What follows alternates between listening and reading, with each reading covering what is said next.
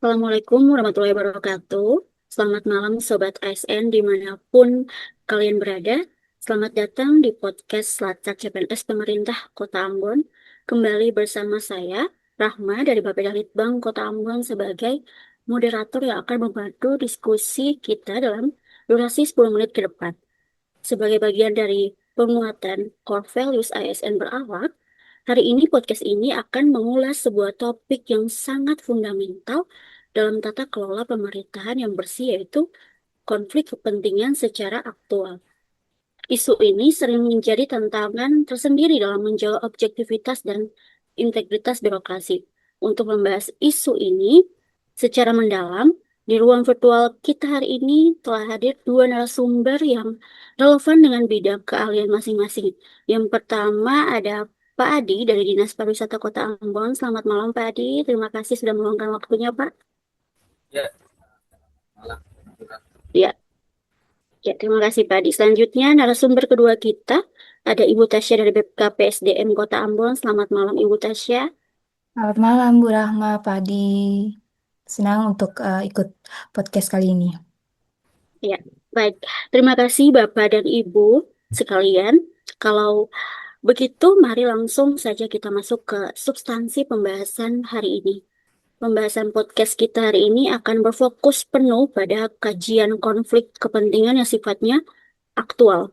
Baik, Pak Adi, untuk mengawali diskusi, bisa dijelaskan terlebih dahulu bagaimana kita memahami konsep dasar dari konflik kepentingan aktual ini dalam dunia birokrasi. Silakan, Bapak. Baik, sama banyak. Jadi definisi daripada analisis kasus real daripada ini adalah kita berbicara mengenai situasi aktual. Artinya kita membahas hal-hal yang benar-benar nyata, konkret, sedang terjadi di lapangan.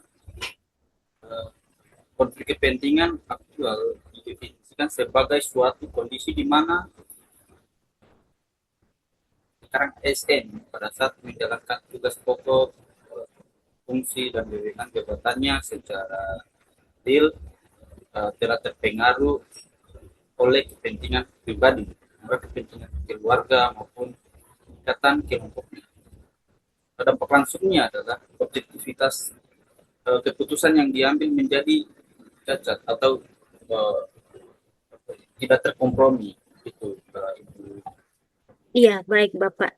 Berarti dalam konteks aktual ini, faktor kepentingan pribadi tersebut secara nyata telah berintervensi integritas keputusan profesional yang seharusnya diambil secara imparsial ya Pak ya. Tepat sekali Ibu. Sebagai contoh misalkan yang diangkat dalam laporan resmi Komisariat Pemberantasan Korupsi KPK terikat mitigasi area rawan korupsi di daerah. Kasus ini paling sering muncul dalam proses pengadaan barang dan jasa. Misalkan ada seorang pejabat uh, membuat komitmen KPPK yaitu instansi tertentu yang memiliki uh, memiliki wewenang penuh menemukan dan menemukan tanda proyek gitu, tanda proyek misalkan pembangunan fasilitas pabrik secara sadar dan nyata ia justru eh, dia justru memenangkan perusahaan atau vendor yang dimiliki oleh kerabat dekatnya sendiri. Mungkin seperti itu sah. Oh ya, baik. Terima kasih Bapak. Sebuah contoh kasus yang sangat jelas dan sering menjadi titik kritis di birokrasi. Benar sekali Bapak. Terima kasih penjelasannya Pak Adi. Baik, selanjutnya mari kita lihat dari perspektif manajemen SDM dan pengawasan aparatur. Ibu Tasya, jika praktik-praktik konflik kepentingan aktual seperti dalam proses pengadaan tadi dibiarkan tanpa adanya tindakan tegas, seberapa besar dampak destruktif yang akan diterima oleh organisasi atau instansi pemerintah, Ibu? Dipersilakan, Ibu. Baik, Bu. Jadi kalau berbicara terkait dengan dampaknya ini, sebenarnya dampaknya itu cukup besar. Nah, yang pertama itu tentu kualitas pelayanan publik bisa menurun, Bu. Nah, kenapa? Karena keputusan atau penunjukan seseorang tidak lagi berdasarkan kompetensi dan kinerjanya, tetapi lebih karena adanya kepentingan tertentu, Bu. Nah, akibatnya orang yang memang paling mampu belum tentu mendapatkan kesempatan, sehingga hasil kerja organisasi juga menjadi kurang optimal, Bu. Selain itu, kepercayaan masyarakat terhadap pemerintah juga bisa ikut menurun. Masyarakat tentu berharap setiap keputusan diambil secara adil dan transparan. Kalau mereka melihat ada praktik yang menguntungkan pihak tertentu, kepercayaan terhadap instansi pemerintah eh, akan ikut berkurang, Bu Rama, seperti itu. Baik, benar sekali Ibu Tasya. Terima kasih atas penjelasannya. Penjelasan Ibu Tasya sangat mendalam sekali. Saya sepakat bahwa dampak dari konflik kepentingan aktual ini seperti efek domino yang merusak dari dua arah sekaligus. Dari luar merusak kepercayaan publik, sementara dari dalam merusak mentalitas dan motivasi kerja rekan-rekan ASN yang sudah berusaha bekerja secara profesional dan jujur. Tentu kita semua tidak menginginkan lingkungan kerja yang tidak sehat seperti itu terjadi di lingkungan pemerintah Kota Ambon.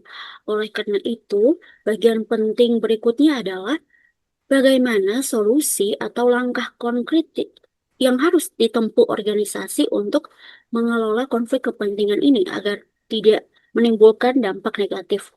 Bagaimana pandangan dari Bapak dan Ibu? Saya akan mulai dari Pak Adi terlebih dahulu. Kami persilakan Bapak. Oke,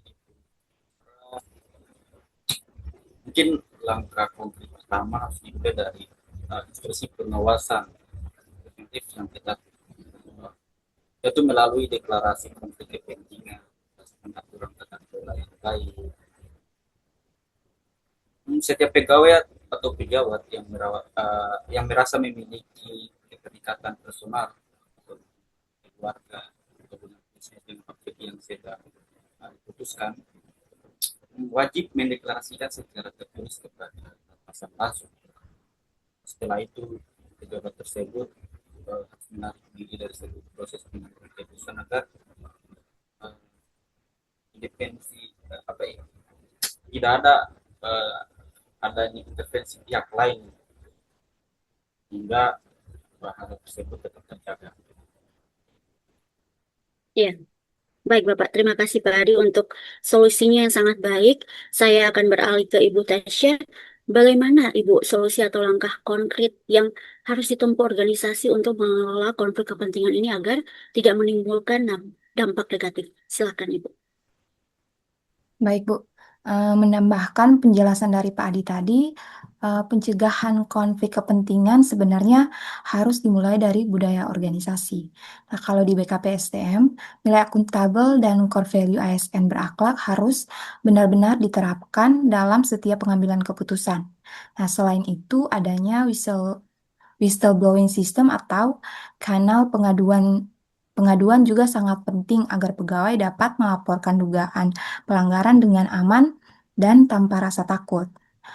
Yang tidak kalah pentingnya juga aturan disiplin dan kode etik ASN sesuai peraturan pemerintah nomor 94 tahun 2021 harus ditegakkan secara konsisten dan objektif sehingga siapapun yang melakukan pelanggaran mendapatkan perlakuan yang sama tanpa adanya pengecualian, Bu.